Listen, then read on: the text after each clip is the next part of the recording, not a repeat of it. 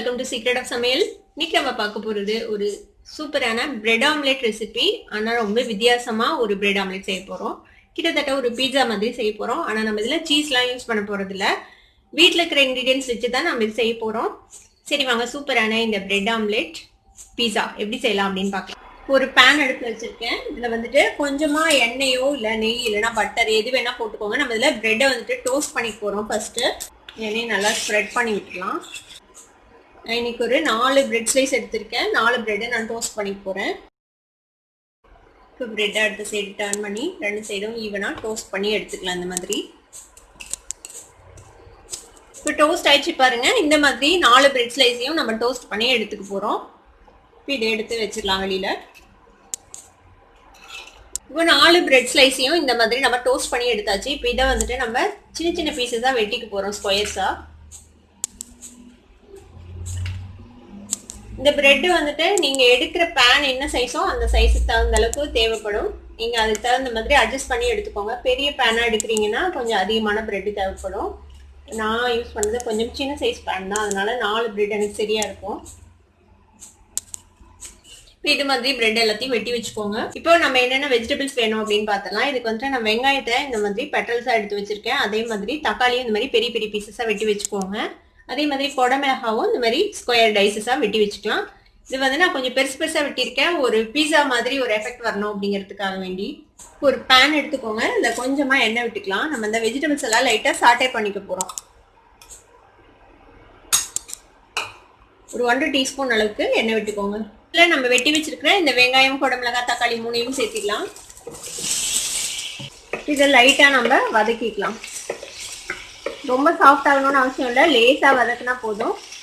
ஒரு 2லேருந்து 3 நிமிஷம் இப்படி வதக்கிக்கோங்க.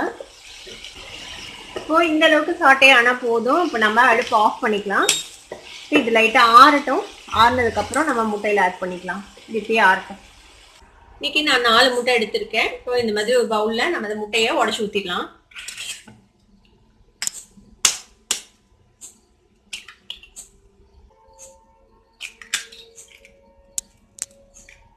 இப்போ இந்த முட்டையை வந்துட்டு நல்லா பீட் பண்ணிக்கலாம் நம்ம. இப்போ இந்த மாதிரி நல்லா பீட் பண்ணி வச்சுக்கோங்க.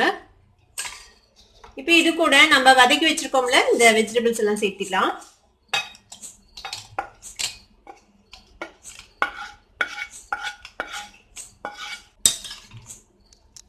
இது இதோட சேர்த்து நல்லா மிக்ஸ் பண்ணி விட்டுருங்க. இது கூட ஒரு 1/2 டீஸ்பூன் அளவுக்கு சில்லி ஃப்ளேக்ஸ் சேர்த்திக்கலாம். பெப்பர் பவுடர் ஒரு 1/2 டீஸ்பூன் சேர்த்திக்கோங்க. தேவையான அளவுக்கு உப்பு சேர்த்திக்கலாம். இது எல்லாத்தையும் நல்லா மிக்ஸ் பண்ணி விட்டுருங்க இந்த முட்டையில. இப்போ இது மாதிரி நல்லா மிக்ஸ் பண்ணி ரெடியா வச்சுக்கோங்க. நம்ம காய் வதக்கணும்ல அதே பேன்ல கொஞ்சமா எண்ணெய் விட்டுக்கோங்க. ஒரு 1 டீஸ்பூன் எண்ணெய் விட்டுக்கலாம். எண்ணெயை நல்லா ஸ்ப்ரெட் பண்ணி விட்டுடலாம். இதுக்கு வந்து நான்ஸ்டிக் பேன் யூஸ் பண்ணுங்க. அப்பதான் உங்களுக்கு வந்துட்டு கரெக்டா வரும். இது நமக்கு டர்ன் பண்றதுக்கெல்லாம் அப்பதான் ஈஸியா இருக்கும். இப்போ என்ன செய்யலாம்னா நம்ம கட் பண்ணி வச்சிருப்போம்ல இந்த பிரெட் பீசஸ் வந்துட்டு இதுல அப்படியே அடுக்கி விட்டுறலாம். ஃபுல்லா அந்த பேஸ்ல ஃபுல்லும் பிரெட் இருக்கிற மாதிரி அடுக்கி விட்டுருங்க. இப்போ இது மாதிரி பிரெட்டை நல்லா பிளேஸ் பண்ணி விட்டு இதுக்கு மேல நம்ம ரெடி பண்ணி வச்சிருக்கிற இந்த ஆம்லெட் இருக்குல்ல இதை வந்துட்டு இது மேல போட்டுலாம். இந்த முட்டையை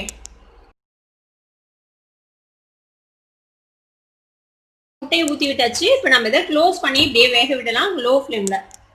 இப்போ இது அடியில வெந்திருக்கும். இப்போ நம்ம டர்ன் பண்ணி போடலாம். இதை கொஞ்சம் கேர்ஃபுல்லா டர்ன் பண்ணி போடுங்க.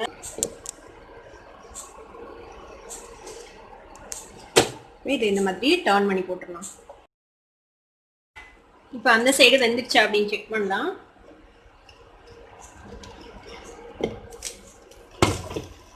பாருங்க நல்லா குக் ஆயிடுச்சு.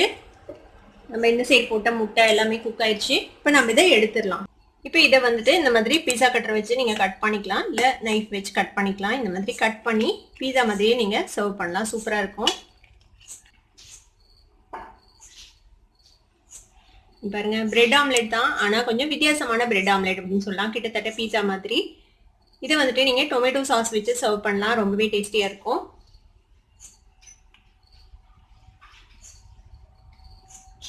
இந்த சூப்பரான பிரெட் ஆம்லெட்டை நீங்களும் ட்ரை பண்ணி பாருங்க. ட்ரை பண்ணி பார்த்துட்டு எப்படி இருந்தது அப்படின்னு எனக்கு கமெண்ட்ஸ்ல ஃபீட்பேக் கொடுங்க. இந்த வீடியோ உங்களுக்கு பிடிச்சிருந்தா சப்ஸ்கிரைப் பண்ணுங்க. பக்கத்துல இருக்க பெல் ஐகானை கிளிக் பண்ணுங்க. அப்பதான் நோட்டிபிகேஷன்ஸ் உடனே உங்களுக்கு வந்து சேரும். லைக் பண்ணுங்க, ஷேர் பண்ணுங்க. தேங்க்யூ ஃபார் வாட்சிங் வீடியோ வியூவர்ஸ். Bye bye.